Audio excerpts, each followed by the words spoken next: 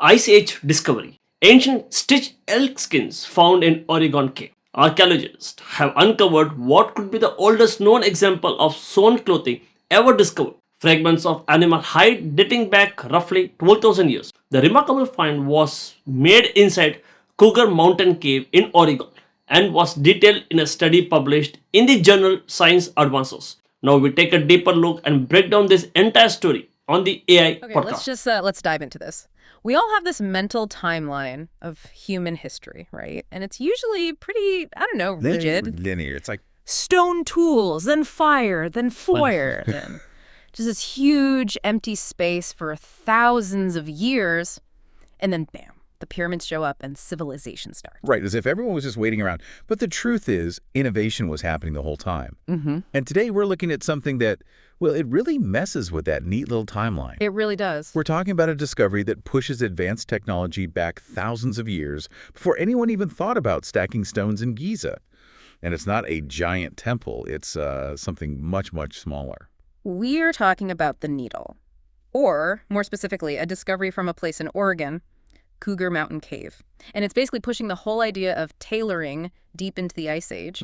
We have these tiny fragments of animal hide, and they are completely changing that sort of caveman look we all imagine. This is, well, it's not a fur rug. This is engineering. That is the perfect word for it.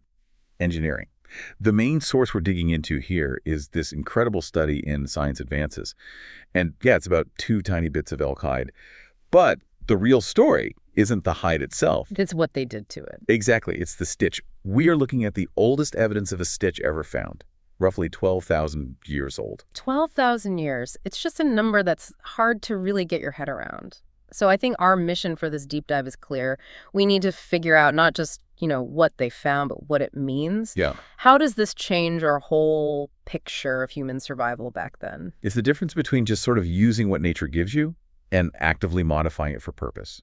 And the setting here is everything. This is the late Pleistocene. Yeah. This is not a weekend camping trip. The stakes were, well, they were life and death. So, okay, before we get into the stitch itself, let's set that scene. Take us to Oregon, 12,000 years ago. This is not the Pacific Northwest we know today. No, not even close. You're at the very end of the last ice age, in a period we call the Younger Dryas. It's a violent, volatile time. The big ice sheets were pulling back, but the climate was just all over the place. What a tough place to live. Brutal. You've got these intense, sudden cold snaps. The whole ecosystem is in flux, and every single day is a fight for survival. And inside this one cave, Cougar Mountain Caves, someone left behind these 2 little pieces of hide that tell an incredible story about how they were winning that fight. And when you say little, we should probably emphasize that. We're lucky to have anything at all.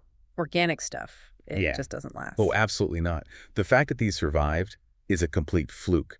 It's all down to the dry, arid conditions inside that specific cave. Normally, archaeology just gives us stone tools because stone, it lasts forever. Right. Bone lasts a while. But leather, fibers, wood, they rot. Finding these 2 pieces of elk skin is like finding a winning lottery ticket from the Stone Age. And the radiocarbon dating puts them right between 12,060 and 12,620 years old. So we've got the date locked in. But the artifact itself, the study mentions rope-like cords. So this isn't just a scrap of old meat. No. This is where you see the real cognitive leap. The hide was processed. They took the hair off, they cured it, and then they made cordage, basically thread out of the hide itself.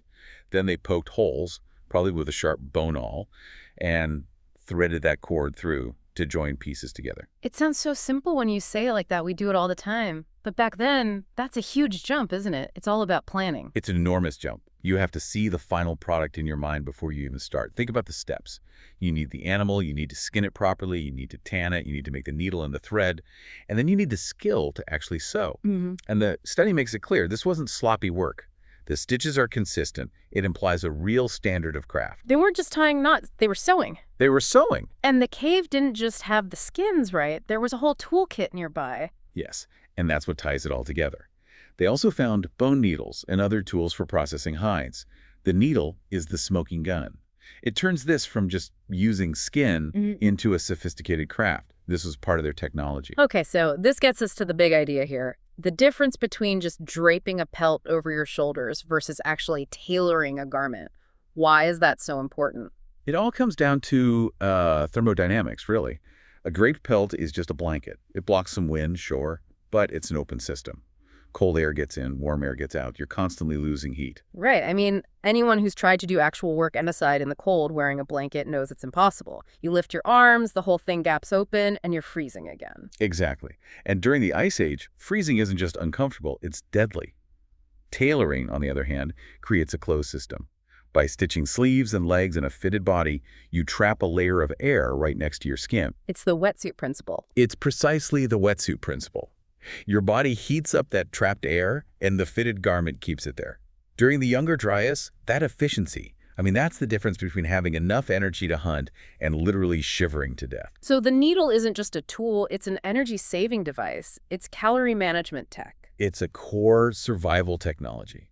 The study points out that our species, modern humans, were the only hominins to permanently settle that far north, above 45 degrees latitude, around 45,000 years ago. And 45 degrees north. That's Oregon, Minneapolis, southern France. Today, that's fine. Back then. Back then, it was brutal. To live there, you needed more than just biology. We don't have thick fur. We don't have blubber. We had to invent our own. We had to manufacture a second skin. And the source makes this really interesting connection between how many needles we find and how cold it was. This is one of the coolest parts of the research for me. You see this explosion of bone needles in the archaeological record right when these intense cold periods hit. It suggests tailoring wasn't a fashion choice. It was a reaction. It was an adaptive response to extreme environmental stress. Temperature drops, needle production goes up. But then, and this is the weird part, when the world warms up again, the needles start to vanish. It's counterintuitive, isn't it? You'd think, once you invent something better, you just keep using it. But as the Younger Dryas ended, the absolute desperate need for this complex, tightly fitted clothing, it just wasn't there anymore. So they just went back to simpler clothes. Or less labor-intensive ones. Making a good bone needle is hard, really hard. You have to grind it, polish it, drill a tiny eye in it without it shattering. It takes hours. If the weather is mild, why bother? A simple draped hide works just fine. That really challenges our idea of progress as this straight upward line. It suggests technology is practical. You use the right tool for the job, and when the job changes, the tool might change too. Exactly. The bone needle was a high-cost solution for a high-stakes problem. Problem goes away, the tool becomes less common. They were making a cost-benefit analysis of their own time and energy. Now, I do want to get back to the researchers themselves. They're very careful in the paper. They don't just come out and say, we found an Ice Age shirt. No, and that's good science. They have to acknowledge other possibilities. They say that while clothing is the most likely explanation, these stitched pieces could have been part of something else. Like what? Maybe a bag, or some kind of container, or even part of a shelter, like a seam in a tent cover. Okay, let's play devil's advocate. Let's say it was a bag. Does that make it any less impressive? I don't think so at all, because the core technology is exactly the same, whether you're stitching a waterproof pant leg or a watertight bag to carry water. You still need the needle. You still need the needle, the process hide, the thread, and the knowledge of how to make a strong stitch. In fact, a watertight bag is an incredible piece of engineering in its own right. True. But given the context, the extreme cold, the latitude clothing just seems like the most logical answer. It's the strongest argument, by far. If they had the ability to sew, you have to assume they were making clothes. The survival advantage is just too massive to ignore. So if we accept that it is clothing, we're looking at the oldest physical proof of sewn garments ever. From the Pleistocene, yes. It just rewrites the timeline. We tend to think of textiles as something that came with agriculture, with settled life. This shows nomadic hunter-gatherers were engaged in high-level garment engineering. It really shatters that old cartoon image of a guy in a rough animal skin with a club. Completely. These people were engineers. They understood material science. They understood thermodynamics. Even if they didn't have the terms for it, they were carrying their own personal microclimate with them. Carrying their microclimate. I love that. That's exactly what a good jacket is. It's a piece of portable technology that lets a tropical species, which is what we are, survive in the Arctic. And that's what probably allowed humans to expand across the globe so quickly. Once you have this tech, you're not stuck in the warm places anymore. You can cross mountains, you can cross ice. You can walk from Alaska to Chile. But you can't do it without good shoes and warm clothes. One small detail I liked was the species, elk. Was that just what they happened to hunt, or was there a reason for choosing elk? It's likely both. But functionally, elk hide is a fantastic choice. It's really strong, but it's also pliable. If you tan it the right way, it becomes soft, like buckskin. It's perfect for something that needs to be durable, but also flexible, so you can move. So even the material choice was deliberate. They were material scientists. They knew the properties of everything in their environment. This wasn't scavenging, it was selection. Let's just, for a second, picture the human element. You're in that cave, it's freezing outside, there's a fire going, and you're not just, waiting for the storm to pass. You're working. You're repairing your gear. It's a very modern concept, really. Like a soldier or a climber today, your gear is your life support. That person in the cave, threading a bone needle, was doing critical maintenance. It makes them feel so much closer. We think of them as so different, but the basic anxiety of, is my gear going to hold up? That's universal. It absolutely is. And the solution they found, the stitch.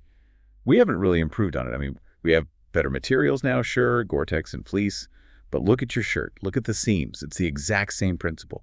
A thread looping through material, joining two pieces. We're still using Ice Age technology every single day. That's the big takeaway for me. The phone in my pocket is new. The seams holding my pocket together are 12,000 years old. And honestly, the stitching is probably more fundamental to our species' survival. Yeah, that's a good point. Yeah. Now, before we finish up, there's one thing that's kind of nagging at me. We found these two tiny fragments because of one perfectly dry spot in one cave. Right. Which makes you think, how much have we missed? That's the tragedy of archaeology. Stone and bone survive. But most of human ingenuity was probably expressed in things that rot: wood, fiber, leather. Our entire view of the past is skewed by what happens to survive. It's survivorship bias on a massive scale. Totally. If that cave had been damp, we'd have no idea these people were sewing. We would just find their stone scrapers and assume they were, primitive. That is a wild thought. What else did they have? Leather boats. Complex shelters. It's very possible. If you can make a watertight seam, you can probably make a skin-on-frame boat, like a kayak. But we'll likely never ever find one. So really, the Stone Age is just the stuff that didn't rot age. That's a pretty good way to put it.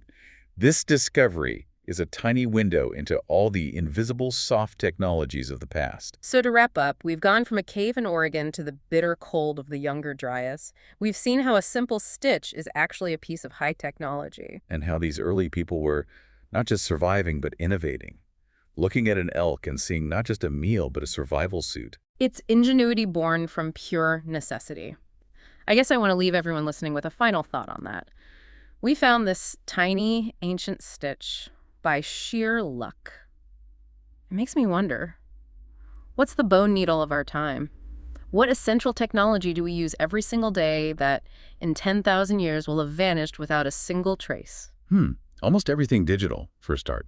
The data, the servers, all of it degrades. Exactly. Future archaeologists might find our concrete buildings and think we were just these simple people living in stone boxes with no idea about the invisible digital world that actually ran our lives. Or they'll find a single Lego and spend decades debating its ritual significance. Something to think about.